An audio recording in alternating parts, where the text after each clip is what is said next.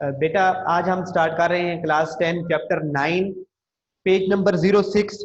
और क्वेश्चन है बेटा macroscopic characteristics of dynamic equilibrium. कल के टॉपिक में अगर कोई इशू था बेटा या उससे पीछे किसी भी टॉपिक में कोई इशू था तो वो आप अभी बता दें,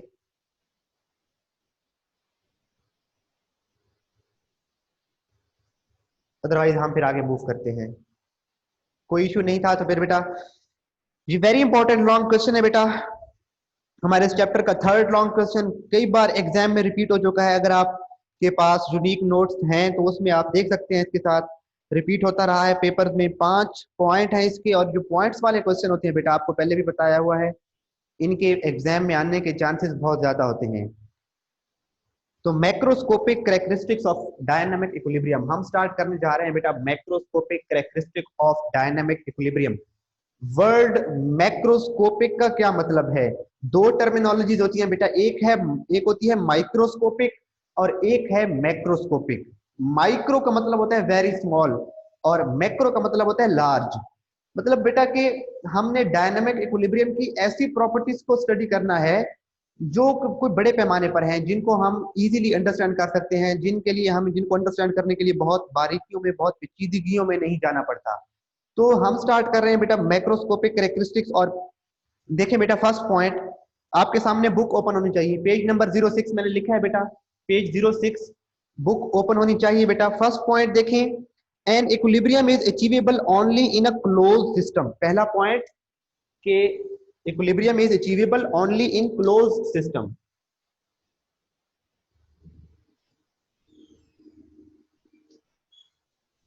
equilibrium is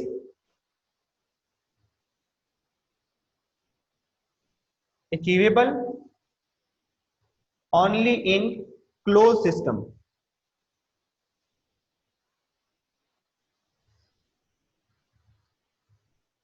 In which substances can neither leave nor enter। ना तो substances लीव कर सकती हो, ना ही सब्सटेंसेस इंटर हो सकती हो। ऐसा क्यों है बेटा? देखिए हमने लास्ट टाइम एक एग्जांपल डिस्कस की थी कैल्शियम कार्बोनेट वाली। हमने कहा बेटे CaCO3 को अगर हम हीट करते हैं और सपोज हमारा सिस्टम ओपन है,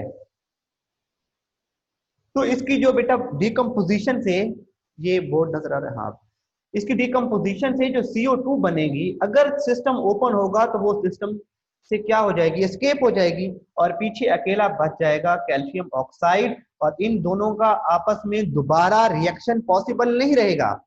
जब ये आपस में दोबारा रिएक्ट नहीं कर सकेंगी तो रिएक्शन रिवर्स डायरेक्शन में मूव नहीं करेगा, और जब रिएक्शन रिवर्स डायरेक्शन में मूव नहीं करेगा तो फिर इक्विलिब्रियम अचीव नहीं होगा, डायनामिक इक्विलिब्रियम अचीव नहीं होगा।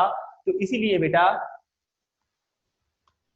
पहला पॉइंट क्या है कि equilibrium is achievable only in closed system. सिर्फ और सिर्फ क्लोज सिस्टम होगा तभी इक्विलिब्रियम अचीव होगा। Neither any substance should enter nor any substance should leave the system. System बेटा याद रखिएगा, केमिस्ट्री में आप आगे से first year second year higher class में भी जाएंगे। केमिस्ट्री में सिस्टम का मतलब है कि जिस चीज के अंदर हम किसी रिएक्शन को ऑब्जर्व कर रहे हैं, अगर तो हम इस बॉक्स के अंदर कोई रिएक्शन ऑब्जर्व कर रहे हैं तो ये बॉक्स हमारा क्या कहलाएगा, सिस्टम कहलाएगा। अगर हम किसी बीकर में कोई रिएक्शन करवा रहे हैं तो वो बीकर हमारा सिस्टम होगा। अगर हम अपने एक रूम में कोई रिएक्शन को ऑब्जर्व कर रहे हैं तो वो रूम फिर हमारा सिस्टम कहलाएगा। और अगर हम पूरी यूनिवर्स में केमिकल रिएक्शंस को ऑब्जर्व कर रहे हैं तो वो फिर पूरी यूनिवर्स हमारा सिस्टम होगा। तो इक्विलिब्रियम वहां पर अचीवेबल होगा बेटा जहां पे कोई सब्सटेंस ना तो लीव कर सकती हो ना ही वहां पे इंटर हो सकती हो। क्योंकि ये देखें, अगर एक इसकी मिसाल हम पीछे डिस्कस कर चुके हैं, कार्बन डाइऑक्साइड अगर लीव हो जाती है, यहाँ से निकल जाती है, तो फिर इक्विलिब्रियम इस रिएक्शन का पर्टिकुलर इस रिएक्शन का इक्विलिब्रियम अचीव नहीं होगा। उसके बाद नेक्स्ट बेटा सेकंड पॉइंट की तरफ मूव करते हैं। Second point is at equilibrium state a reaction does not stop. जब इक्विलिब्रियम अचीव हो जाता है तो ये हम कल भी इस बात को डिस्कस कर रहे थे, कुछ बच्चों ने बताया भी था बेटा, इफ एट इक्विलिब्रियम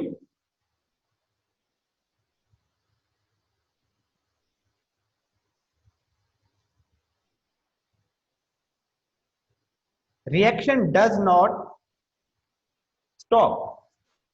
तो फिर क्या होता है, रिएक्शन स्टॉप नहीं होता तो फिर क्या होता है,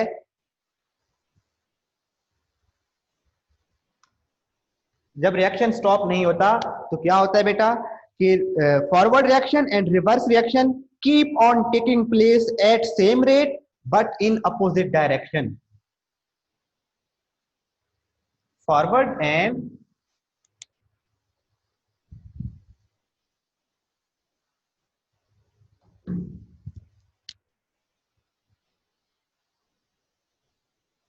reverse reactions keep on taking place। keep on taking place का मतलब होता है जारी रहना, keep on taking place but in opposite direction।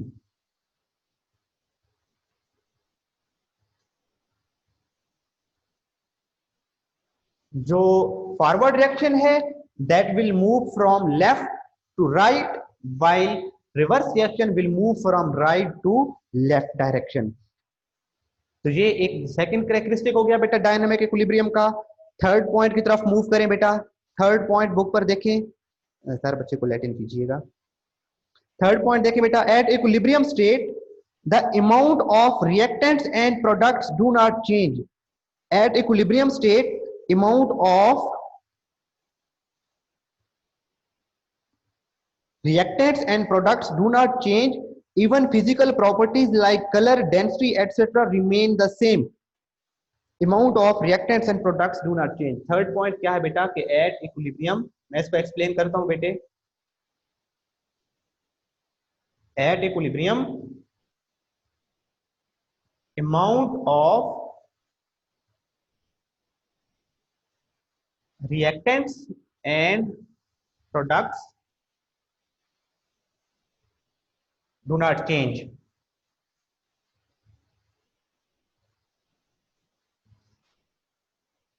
और उनकी जो फिजिकल प्रॉपर्टीज हैं कलर एटसेट्रा वो भी चेंज नहीं होते। देखिए बेटा हमने वजह क्या है, जैसे ही कोई सब्सटेंस सपोज ये हमारे रिएक्टेंट हैं और उनका केमिकल रिएक्शन हो रहा है और ये हमारे पास उनके रिएक्शन से प्रोडक्ट्स बन रही हैं, हम सपोज कर रहे हैं कि इक्विलिब्रियम अचीव हो चुका है, डायनामिक इक्विलिब्रियम एस्टैब्लिश हो चुका है। तो जब डायनामिक इक्विलिब्रियम एस्टैब्लिश हो गया है इसका मतलब है rate of forward reaction and rate of reverse reaction equal हैं। जैसे ही कोई सब्सटेंस रिएक्टेंट से प्रोडक्ट्स में चेंज होगी तो उसी समय फौरन प्रोडक्ट्स जो है उतनी ही क्वांटिटी में प्रोडक्ट्स दोबारा रिएक्टेंट में चेंज हो जाएंगी। तो इस तरह से ये रिएक्शन की स्पीड इक्वल हो चुकी है। अब जैसे ही यहां से एक माइनस होगा मॉलिक्यूल रिएक्टेंट का तो उधर से एक क्या हो जाएगा, ऐड हो जाएगा। अगर प्रोडक्ट वाली साइड पे देखें तो जैसे ही इधर एक प्रोडक्ट ऐड होगी तो दूसरी तरफ एक प्रोडक्ट माइनस हो जाएगी। तो ओवरऑल रिएक्टेंट्स एंड प्रोडक्ट्स की जो कंसंट्रेशन है वो चेंज नहीं होगी। तो हमने कहा बेटा कि at equilibrium amount of reactants and products, जहां हम ऐसे अमाउंट की जगह पर बेटा बहुत से वर्ड हम यूज कर सकते हैं, ये हम आगे रिपीट होते रहेंगे। हम इसकी जगह कह सकते हैं concentration of reactants and products do not change. और जो अगली बात है बेटा कि उनकी फिजिकल प्रॉपर्टीज भी चेंज नहीं होती, तो उसकी एग्जांपल के लिए हमने उसकी एग्जांपल डिस्कस की थी बेटा कि हाइड्रोजन प्लस आयोडीन, I2 का कलर क्या था बेटे, पर्पल। और स्टार्ट में तो हमने फ्लास्क में हाइड्रोजन ली, साथ में आयोडीन ली। हाइड्रोजन का कोई कलर नहीं था, iodine I don't understand third point. Okay बेटा मैं थर्ड पॉइंट दोबारा रिपीट कराता हूं। मैं ये इसकी ये बात बता देता हूं बेटा कि ये जो लिखा हुआ है कि इनकी physical properties like colour, density etcetera remain same, इसको बता देता हूं फिर ही मैं इसको दोबारा बताता हूं, समझाता हूं। देखिए बेटा हमने ये एक रिएक्शन हम एक फ्लास्क में करवा रहे थे जिसमें आयोडीन का कलर पर्पल है और हाइड्रोजन का कलर कोई नहीं है, वो कलरलेस है। तो ऐसे समझ लें कि आपने पानी के अंदर जामिश्री मिक्स कर ली है तो सारे का सारा कलर कौन सा आ गया बेटा, जामिश्री का जो उसका जो कलर है बेटा पिंक सा वही अपीयर होगा, रेडिश कलर अपीयर होगा। अब बेटा इसी तरह से आयोडीन पर्पल है तो यहाँ पे सारा कौन सा कलर अपीयर होगा, पर्पल कलर अपीयर होगा। लेकिन जैसे ही आहिस्ता आहिस्ता हाइड्रोजन आयोडाइड बनता जाएगा, जो कलरलेस है, आयोडीन कंज्यूम हो रहा है, पर्पल कलर वाला आयोडीन उसकी जो अमाउंट है वो आहिस्ता आहिस्ता कम होती जा रही है, तो पर्पल कलर भी आहिस्ता आहिस्ता कम होता जाएगा, फेड होता जाएगा। और जब डायनामिक इक्विलिब्रियम स्टैब्लिश हो जाएगा तो फिर मजीद I2 की कंसंट्रेशन में, हाइड्रोजन की कंसंट्रेशन में और हाइड्रोजन आयोडाइड की कंसंट्रेशन में मजीद कोई चेंज नहीं आएगी।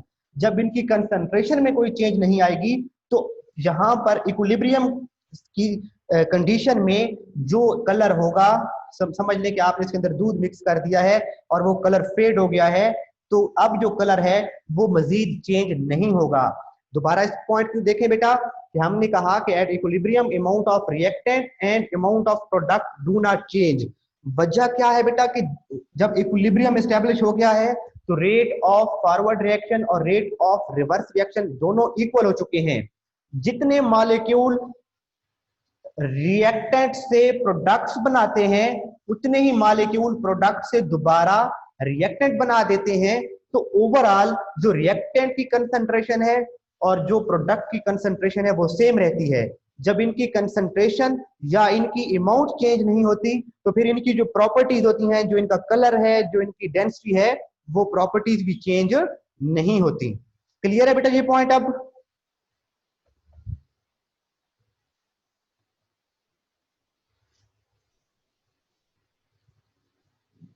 नेक्स्ट पॉइंट की तरफ आए बेटा, fourth point, at an equilibrium state is attainable.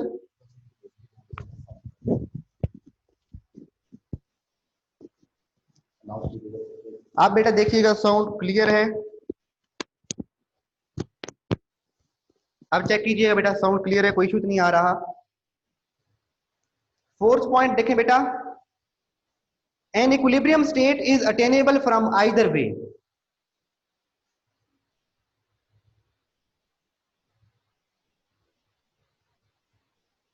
Equilibrium is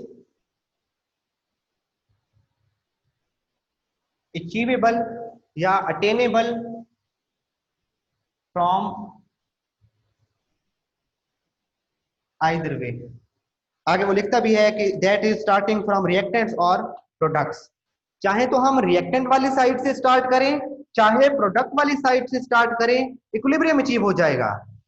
ये एग्जांपल हम पीछे जो दोनों हमने रिवर्सिबल रिएक्शन की एग्जांपल डिस्कस की थी कि अगर सपोज बेटा हमारे पास CaCO3 कैल्शियम कार्बोनेट हो, सिर्फ ये अवेलेबल है, इसको हम हीट करते रहें तो इसकी हीट इसकी डिकम्पोजिशन से कैल्शियम ऑक्साइड बनता है, साथ में CO2 बनता है और कुछ देर के बाद इक्विलिब्रियम अचीव हो जाता है। अब सपोज करते हैं बेटा हमारे पास CaCO3 नहीं है, हमारे पास है CaO प्लस CO2। इस रिएक्शन में ये सब्सटेंस क्या है? रिएक्टेंट है और ये क्या है बेटा? प्रोडक्ट्स हैं। अगर हमारे पास CaCO3 नहीं है, हम ये इस रिएक्शन वाली प्रोडक्ट्स अवेलेबल है, सपोज कैल्शियम ऑक्साइड और कार्बन डाइऑक्साइड अवेलेबल है बेटा, तो इनको अगर हम रिएक्ट करने की अपॉर्चुनिटी प्रोवाइड करें, इनको एक सिस्टम में क्लोज कर दें, तो ये आपस में जब रिएक्ट करेंगे तो इनके रिएक्शन से CaCO3 बनेगा और क्या होगा? इक्विलिब्रियम अचीव होगा। तो यही बात कह रहा है, चाहे तो बेटा इस सब्सटेंस से स्टार्ट कर लें, चाहे तो इन सब्सटेंसेस से स्टार्ट कर लें, इक्विलिब्रियम अचीव हो जाता है। तो यही बात कह रहा है बेटा, equilibrium is achievable, equilibrium is attainable from either way, that is starting from reactants और स्टार्टिंग फ्रॉम प्रोडक्ट्स। रिएक्टेंट वाली साइड से रिएक्शन को स्टार्ट करवा दें या प्रोडक्ट्स ले लें, उनका रिएक्शन स्टार्ट करवा लें, अल्टीमेटली इक्विलिब्रियम अचीव हो जाएगा। नेक्स्ट पॉइंट देखें बेटा, नेक्स्ट पॉइंट, फिफ्थ पॉइंट है बेटा, N equilibrium state can be disturbed and again achieved under the given conditions of concentration, pressure and temperature etcetera. ये बेटा इसका फिफ्थ पॉइंट है।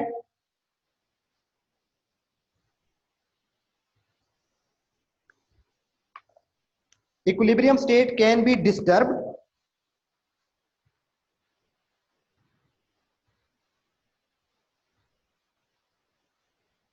equilibrium can be disturbed and achieved again।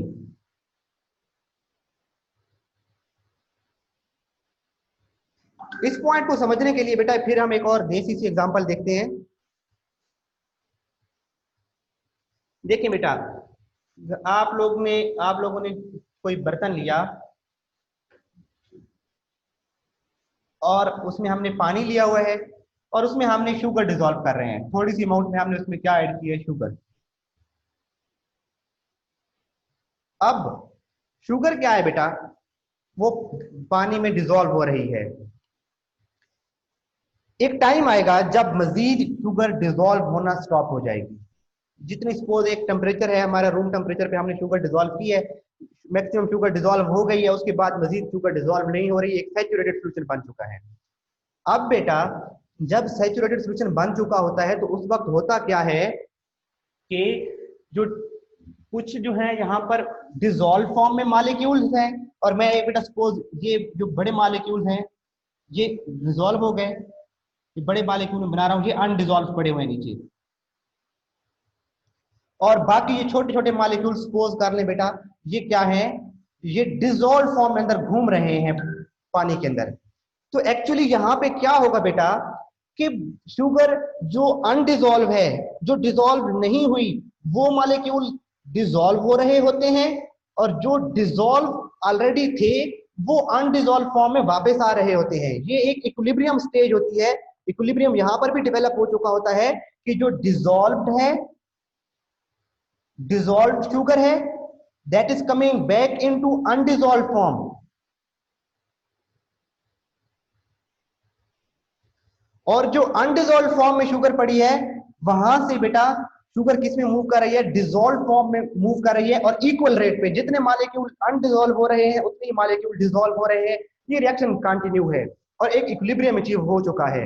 अब हम क्या करते हैं, इस इक्विलिब्रियम को छेड़ते हैं, हम अपनी आदत से मजबूर होकर इसको डिस्टर्ब करते हैं। हम क्या करते हैं, इसका टेम्परेचर बढ़ा देते हैं। अब जब बेटा टेम्परेचर बढ़ाएंगे तो हमें पता है कुछ जो शुगर है उसकी जो सॉल्युबिलिटी है वो टेम्परेचर के बढ़ाने से बढ़ जाएगी। तो जैसे ही टेम्परेचर, सपोज बेटा इसका टेम्परेचर पहले 30 डिग्री सेंटीग्रेड था, हमने उसको इंक्रीज करके 50 डिग्री तक ले गए हैं। अब जब बेटा टेम्परेचर इंक्रीज हुआ 30 से 50 तक पहुंचा है, तो जो अनडिसॉल्व शुगर थी अब उसके डिसॉल्व होने की स्पीड बढ़ जाएगी। जो अनडिसॉल्व फॉर्म में थी वो सपोज पहले अगर इस स्पीड से मूव कर रही थी, तो अब उसकी स्पीड हमने ट्रिपल एरो लगा दी है, अब उसकी स्पीड बढ़ जाएगी। और जो डिसॉल्व फॉर्म से अनडिसॉल्व में आने वाला है वो तो उसी रेट पे रहेगा। तो थोड़ी देर के लिए जो हम ऐसे कह लें कि डिसॉल्व से अनडिसॉल्व में आना फॉरवर्ड रिएक्शन है, और अनडिसॉल्व से डिसॉल्व में जाना रिवर्स रिएक्शन है। तो अनडिसॉल्व की जो डिसॉल्व होने की स्पीड है वो टेम्परेचर के बढ़ाने से बढ़ जाएगी। तो हम कह सकते हैं कि एक पार्ट जो रिएक्शन का वो अब स्पीड अप हो गया है। तो यहाँ पर डायनामिक इक्विलिब्रियम डिस्टर्ब हो चुका है। लेकिन हमने 50 टेम्परेचर जब कांस्टेंट कर दिया तो फिर मजीद एक कुछ देर के लिए वो डिस्टर्ब रहेगा, लेकिन दोबारा एक नया इक्विलिब्रियम अचीव हो जाएगा, और उसके बाद दोबारा डिसॉल्व और अनडिसॉल्व शुगर की जो ये रेट है बेटा कन्वर्जन का, ये क्या हो जाएगा, इक्वल हो जाएगा। तो इसका मतलब है अगर हम टेम्परेचर को बदल दें, अगर हम टेम्परेचर के साथ प्रेशर है उसको बदल दें, या कंसंट्रेशन बदल दें, तो कंसंट्रेशन को भी चेंज कर दें तो इक्विलिब्रियम डिस्टर्ब हो जाएगा और कुछ देर के बाद दोबारा अचीव हो जाएगा। सपोज करें ना बेटा, कंसंट्रेशन कैसे चेंज कर दें, यहाँ से सपोज नीचे सिर्फ 4 मॉलिक्यूल बचे हुए हैं जो अनडिसॉल्व फॉर्म में हैं और बाकी सारे डिसॉल्व में हैं। जैसे ही एक मॉलिक्यूल डिसॉल्व होगा ये 3 बचेंगे, उधर से एक दोबारा अनडिसॉल्व फॉर्म में इधर आके बैठ जाएगा, ये दोबारा 4 हो जाएंगे।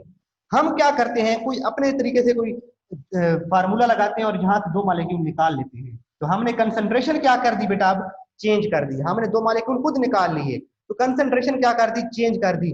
अब इक्विलिब्रियम क्या हो गया, डिस्टर्ब हो गया है। अब इक्विलिब्रियम को मेंटेन करने के लिए दोबारा कुछ देर के बाद डिसॉल्व फॉर्म में से दोबारा शुगर अनडिसॉल्व फॉर्म में आ जाएगी, और सपोज अब 4 की बजाय 3 मॉलिक्यूल्स रहेंगे और दोबारा इक्विलिब्रियम अचीव हो जाएगा। तो इसका मतलब है हम इक्विलिब्रियम को डिस्टर्ब कर भी दें तो कुछ देर के बाद इक्विलिब्रियम दोबारा अचीव हो जाता है। यही पॉइंट देखिए बेटा, an equilibrium can be disturb and again achieve under the given conditions of concentration, pressure and temperature. तो अगर हम ये कंडीशंस को चेंज करके कांस्टेंट कर दें, सपोज टेम्परेचर को 30 से बढ़ा के 50 पर लेकर गए और फिर 50 कांस्टेंट कर दें, तो इक्विलिब्रियम डिस्टर्ब होगा, लेकिन नई कंडीशंस में नई वैल्यूज पे दोबारा इक्विलिब्रियम एस्टैब्लिश हो जाएगा। तो ये बेटा था हमारा आज का टॉपिक। अगर किसी बच्चे को कोई इश्यू है तो वो बता दें बेटा, मैं उसको दोबारा एक्सप्लेन कर देता हूँ। ये सारे पांचों पॉइंट में एक बार फिर रिवाइज भी कराने लगा हूँ। ये पांचों पॉइंट में रिवाइज करा रहा हूँ। जिस बच्चे को किसी पॉइंट में अगर इश्यू है तो बेटा वो आप कमेंट में बता दें, first point, second, third, fourth या फिफ्थ, मैं उसको दोबारा ज्यादा अच्छे से एक्सप्लेन कर दूंगा। अदरवाइज मैं ये सारे पॉइंट्स दोबारा रिपीट करा रहा हूँ, साथ साथ फॉलो कीजिएगा बेटा। टॉपिक था हमारा macroscopic characteristics of dynamic equilibrium, और हमने कहा बेटा ये जो है वेरी इंपॉर्टेंट लॉन्ग क्वेश्चन है। पहला पॉइंट हमने कहा equilibrium is achievable only in close system, system must be close, nothing, no substance should enter and no substance should leave the system. System close होगा तभी इक्विलिब्रियम अचीव किया जा सकता है, अगर हम सिस्टम को ओपन रखेंगे तो इक्विलिब्रियम अचीव नहीं होगा। सेकंड पॉइंट बेटा हमने कहा at equilibrium reaction does not stop, at equilibrium reaction does not stop, reaction stop नहीं होता, only forward and reverse reaction keep on taking place. Forward reaction भी हो रहा होता है, रिवर्स रिएक्शन भी हो रहा होता है। Reactants are being converted into products, while products are converted back into reactants. Both reactions, forward and reverse reaction, take place at same speed but in opposite direction. This was the second macroscopic characteristic of dynamic equilibrium. Third point beta, at equilibrium amount of reactant and product do not change. तो क्यों change नहीं होती? क्योंकि बेटा dynamic equilibrium का ये characteristic है कि फॉरवर्ड एंड रिवर्स रिएक्शन की स्पीड जब बराबर होगी, जब उनकी स्पीड इक्वल होगी, forward and reverse reaction keep on taking place at same rate, at same rate. तो जब उनका स्पीड इक्वल होगी तो फिर रिएक्टेंट और प्रोडक्ट्स की कंसंट्रेशन में मजीद कोई तब्दीली नहीं आएगी। नेक्स्ट बेटा हमने डिस्कस किया equilibrium is achievable from either way, that is either we start from reactants or products, equilibrium can be achieved। चाहे तो रिएक्टेंट ले ले, उनको आपस में रिएक्ट करवाएं तो भी प्रोडक्ट्स बन जाएंगी। अगर हमारे पास वो रिएक्टेंट अवेलेबल ना हो लेकिन उस रिएक्शन की प्रोडक्ट अवेलेबल हो तो फिर उन प्रोडक्ट्स को हम अगर ले लें तो उनका रिएक्शन करवाएं, दोबारा वही रिएक्टेंट बन सकते हैं। तो चाहे तो रिएक्टेंट वाली साइड से स्टार्ट करें, चाहे प्रोडक्ट वाली साइड से स्टार्ट करें, इक्विलिब्रियम अचीव हो जाता है। और लास्ट पॉइंट था बेटा equilibrium can be disturb and achieved again under the given conditions. Equilibrium अगर डिस्टर्ब हो जाए तो उसको दोबारा भी अचीव कर सकते हैं। Sir do we have to write examples with these points इन?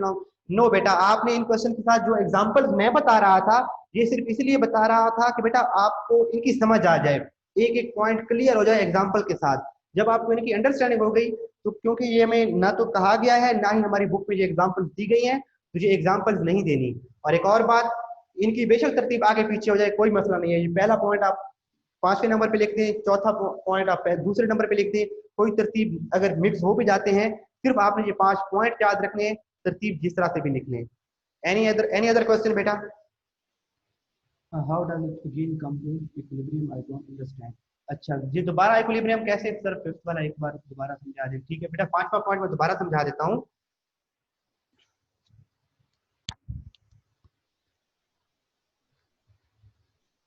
चलिए शुगर वाली एग्जांपल को छोड़ते हैं, दोबारा कैल्शियम कार्बोनेट वाली एग्जांपल को देखते हैं 5वें पॉइंट को अंडरस्टैंड करने के लिए।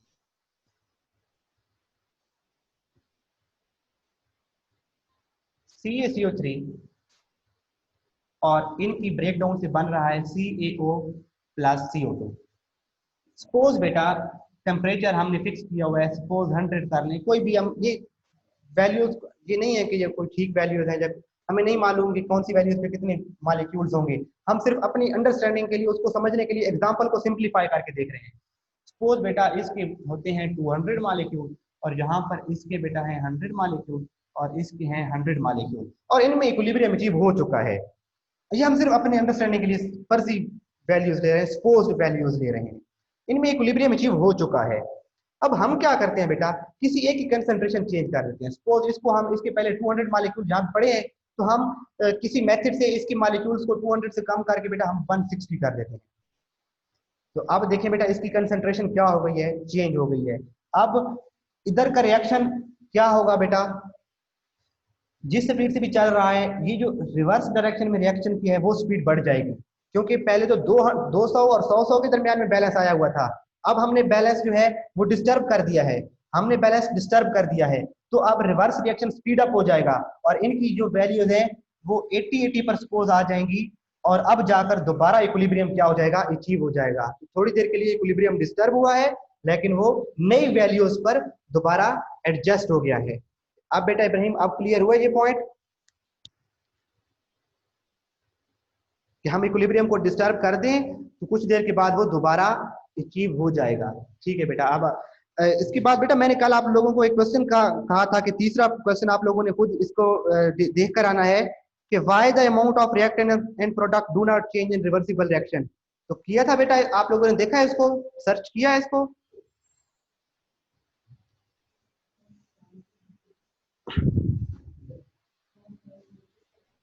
एनी क्वेश्चन बेटा? किसी बच्चे का कोई क्वेश्चन है तो बताएं, अगर क्वेश्चन नहीं है तो लिखें नो क्वेश्चन। टॉपिक क्लियर लिखें बेटा, शाबाश बताएं। टॉपिक क्लियर है तो लिखें बेटा अंडरस्टैंड, अंडरस्टूड।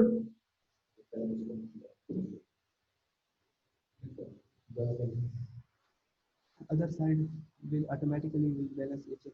यस बेटा, अगर हम रिएक्टेंट्स या प्रोडक्ट्स में एक साइड को डिस्टर्ब करेंगे तो दूसरी साइड जो है वो ऑटोमेटिकली रिएक्शन को बैलेंस करने की कोशिश करेगी।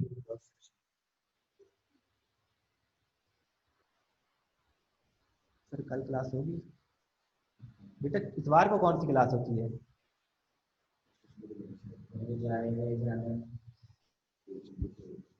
कोई क्वेश्चन नहीं है सर? टॉपिक क्लियर है, ठीक है बेटा, टॉपिक क्लियर है।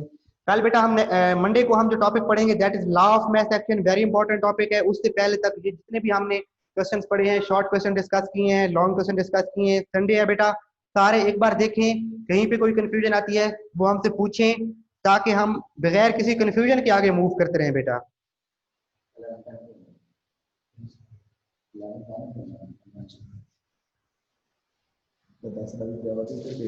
अल्लाह हाफिज बेटा, अल्लाह हाफिज। लीव कर दे क्लास। अल्लाह हाफिज बच्चों।